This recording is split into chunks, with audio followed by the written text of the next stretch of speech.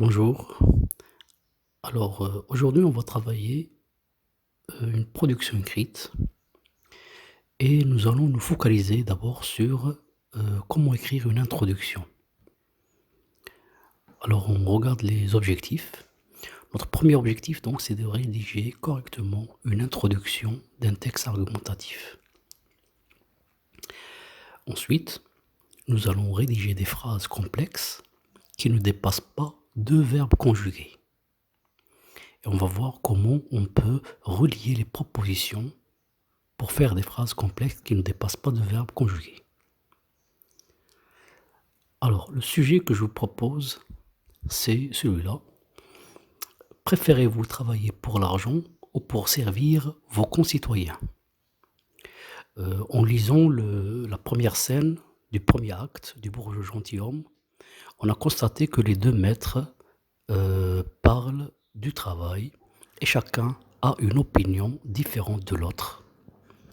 Le maître de musique aime travailler pour l'argent, alors que le maître à danser, lui, il préfère travailler pour transmettre son art aux autres. Alors, on commence par qu'est-ce qu'une introduction? Alors d'abord, l'introduction, son premier objectif, c'est d'annoncer le sujet. Dès la première phrase de l'introduction, je vais savoir de quoi on me parle. Imaginez que vous êtes lecteur.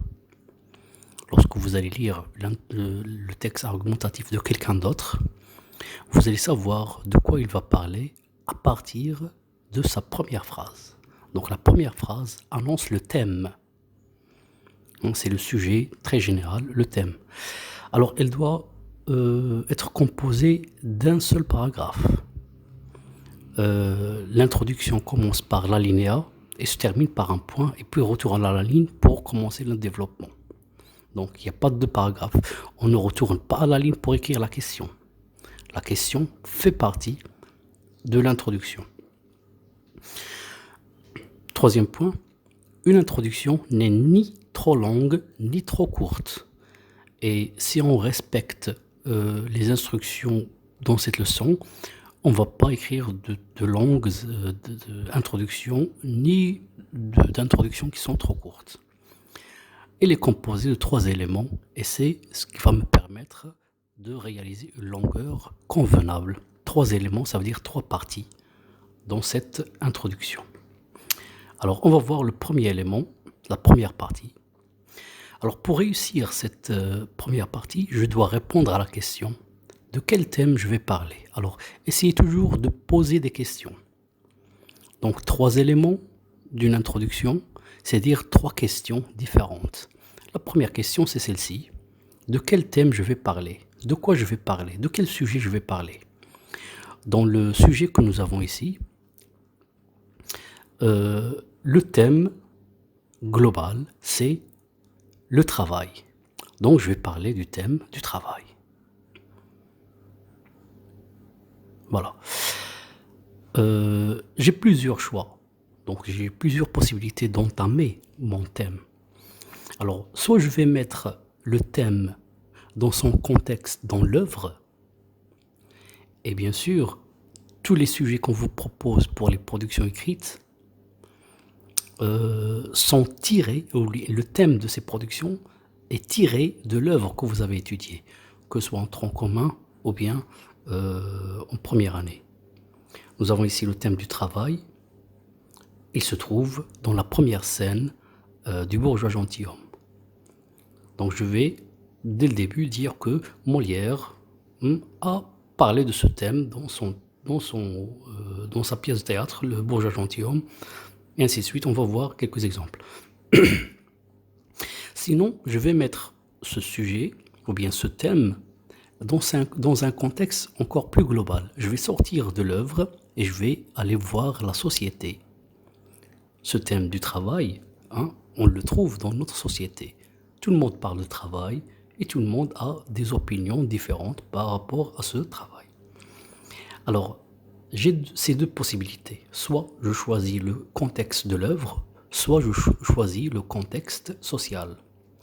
Ou bien, je peux partir dans une autre méthode, une autre manière d'entamer le premier élément, c'est de définir le sujet. Ce sujet, le travail, est-ce que je peux le définir? Eh bien oui, le travail, c'est une activité économique, etc. On va voir quelques exemples maintenant. Voilà. Donc, trois choix, mais il ne faut pas écrire les trois, hein. On va choisir juste un exemple pour notre introduction. Alors, le premier exemple. Le travail est une activité économique lucrative qui permet, etc. Donc là, on comprend qu'il s'agit d'une définition. Ici, on définit le sujet, le travail. Donc voilà, si je veux choisir autre chose, alors je peux passer à un contexte de l'œuvre. Et je peux dire, par exemple, dans son œuvre Le Bourgeois gentilhomme, Molière a parlé du thème du travail à travers le dialogue entre le maître à danser et le maître de musique. Voilà, donc je contextualise le thème dans l'œuvre que j'ai étudiée. Alors maintenant, il y a une autre possibilité, c'est de parler du thème dans son contexte social. Dans toutes les sociétés du monde, le travail occupe une place primordiale. Il permet la prospérité de l'individu et du pays. Voilà. Et je peux faire mon choix. Alors, pour ne pas oublier le deuxième objectif, c'est-à-dire ne pas dépasser deux verbes conjugués dans une phrase complexe. Alors, on prend la première phrase. Le travail est une activité économique lucrative qui permet à l'individu de subvenir, etc. Donc ici, on constate qu'il y a deux verbes. On n'a pas dépassé deux verbes conjugués. Le verbe être, le travail est, et le verbe permettre, qui permet. Alors, ces deux verbes conjugués qui se trouvent dans deux propositions, on les a reliés avec le pronom relatif qui. Donc, le pronom relatif qui permet de relier deux propositions pour faire une phrase complexe qui ne dépasse pas deux verbes conjugués. Ici, la phrase est souple, elle est compréhensible. Alors, mettez toujours en tête que vous ne devez pas dépasser deux verbes conjugués dans une phrase complexe. On va voir l'autre exemple. Dans son œuvre Le Bourgeois gentilhomme, Molière a parlé Donc ici, c'est une phrase simple. Vous voyez, c'est une phrase longue, mais quand même une phrase simple. Il y a un seul verbe, c'est à parler. Là aussi, voilà, deux phrases simples. Donc c'est clair, dans tous les trois exemples, on n'a pas dépassé deux verbes conjugués dans une phrase simple, dans une phrase complexe. Et on a ici juste le premier exemple qui est sous forme d'une phrase complexe. Bien, alors c'est par rapport à la première partie. On passe à la deuxième partie, deuxième élément. Alors pour créer une continuité des informations, je dois passer de la première phrase à la deuxième, et il y aura donc une continuité, une progression thématique. On parlera dans la deuxième partie, ou bien dans le deuxième élément de notre introduction, du problème soulevé par le thème. Donc, je dois me poser la question. Alors, rappelez-vous, toujours poser des questions pour passer d'une étape à une autre, d'une partie à une autre, d'un élément à un autre. Est-ce que le thème du travail pose un problème?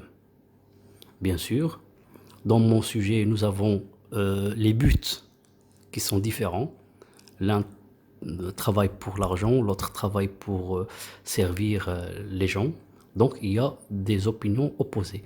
On remarque ici, ça veut dire dans le sujet que vous avez pour cette leçon, que le sujet soulève deux opinions opposées par rapport au but du travail.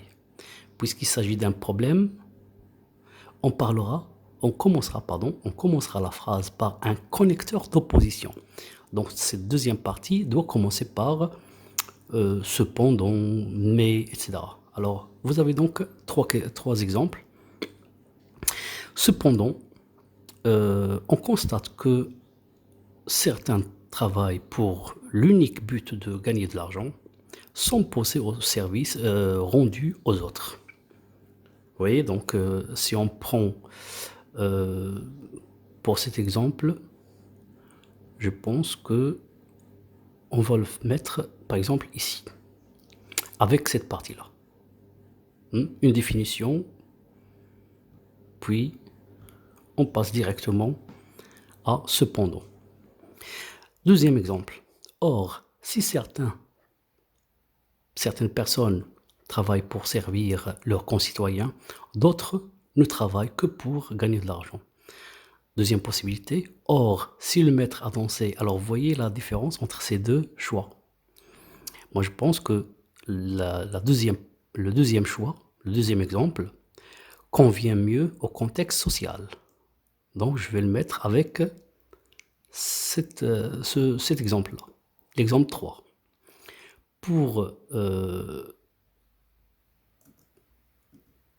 Voilà. Donc, pour cet exemple, or, si le maître a dansé, donc on a cité le maître a dansé ici, on doit choisir le contexte de l'œuvre. Il y aura donc une continuité. Dans la première partie, j'ai parlé du contexte de l'œuvre.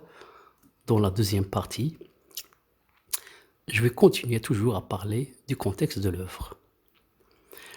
Dans l'autre exemple, on a parlé de la société. Je continue à parler de la société. Et je pense que ces deux-là, c'est possible pour la société et la définition. Vous pouvez faire. Sauf que ici, c'est clair, hein, on a mentionné le maître à danser. Donc la première partie, on a contextualisé dans l'exemple, dans l'œuvre. Donc on doit faire une continuité de l'information. Bien.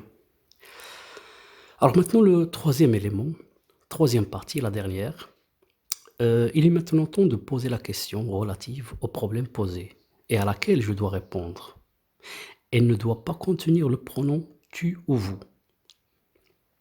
Alors, attention à ces deux pronoms. Ils ne doivent pas figurer dans votre question. Pour la simple logique que lorsque vous posez une question avec tu ou vous, ce n'est pas à vous de répondre, c'est à quelqu'un d'autre. Imaginez qu'un élève a écrit une introduction et dans la question, il a dit que pensez-vous, quel but vous préférez du travail? Quel but du travail vous préférez? Donc, ce n'est pas à cet élève d'écrire le développement. Vous voyez, logiquement, on ne doit pas utiliser tu ou bien vous dans la question. Et ne commencez pas par est-ce que. Au lieu d'est-ce que, on préfère l'inversion du sujet. Et au lieu de vous et tu, on préfère le il impersonnel, le pronom impersonnel il. On va voir quelques exemples. Il ne faut surtout pas recopier la question du sujet. Parce que dans la question du sujet, il y a sûrement le vous qui est adressé à l'élève. Je ne peux pas le faire. Je peux reformuler ma question autrement. On revient un petit peu à ces exemples. Et on observe les phrases. Est-ce qu'il y a des phrases complexes qui ne dépassent pas deux verbes? Alors, cependant, on constate, premier verbe, que certains travaillent pour l'unique but de gagner de l'argent sans penser, voilà. Donc, on a ici deux verbes conjugués, constate et travaille. Ici, on a une subordonnée complétive. On a donc utilisé que pour relier les deux propositions. Même chose ici. Or, si certaines personnes travaillent pour servir, d'autres ne travaillent. Voilà. Alors là aussi, deux propositions, deux verbes conjugués. Et nous avons le connecteur, c'est si. Même formule ici, donc c'est la même phrase, sauf qu'on a remplacé certaines personnes par le maître à danser et d'autres par le maître de musique. Donc jusque-là, on n'a que des phrases complexes avec deux verbes conjugués. Troisième élément, donc exemple, je peux donc dire, alors, quel est le meilleur but du travail? Ou bien, est-il, alors vous voyez la formulation, il n'y a pas de tu, il n'y a pas de vous, on a ici un il impersonnel, est-il préférable? Non, impersonnel, ça veut dire que ce il ne remplace pas une personne. Comme lorsque je dis il faut, ce il ne veut pas désigner, ne désigne pas une personne. Est-il préférable de travailler pour l'argent ou pour l'humanité? Bien, alors introduction, et vous avez ici S, puisqu'il y a plusieurs choix. À partir des exemples cités, maintenant c'est à vous de travailler. Écrivez votre propre introduction. Il est possible de recopier les éléments, les mêmes phrases données dans cette leçon, ou les modifier en respectant les indications proposées. Alors vous voyez, il y a toujours possibilité de dire autrement, et peut-être même vous tomberez sur une introduction meilleure que celle-ci. Sauf que il faut respecter ces indications. Donc je répète, pour ne pas vous tromper, alors nous avons l'exemple de la première phrase, la première partie. Vous allez choisir une de ces possibilités. Par exemple, si je choisis dans son œuvre le bourgeois gentilhomme, d'accord, je vais la mettre avec l'autre exemple où je parle toujours de l'œuvre. Et après, je vais poser la question. Je prends une de ces questions. Voilà. Maintenant, c'est à vous de faire ces productions, soit à partir des phrases données dans la leçon, soit en formulant vos propres phrases. Alors, j'espère que cette leçon vous a été plus claire.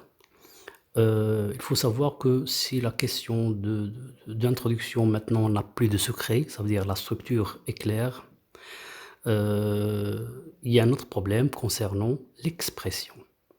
Et ça, c'est tout un processus d'apprentissage. Il faut bien sûr lire, écouter et pratiquer la langue pour apprendre à mieux s'exprimer en français. Mais mettez-vous en tête que si vous réussissez le deuxième objectif, vous allez vraiment faire un grand pas dans l'expression parce que lorsqu'on écrit des phrases trop longues, l'idée n'est plus claire. Il faut s'arrêter sur 2 verbes conjugués dans une phrase complexe, pas plus. Et je relis avec un connecteur logique, chronologique ou un pronom relatif par exemple. Alors j'espère que tout est clair maintenant pour l'introduction et à la prochaine pour le développement. Merci et au revoir.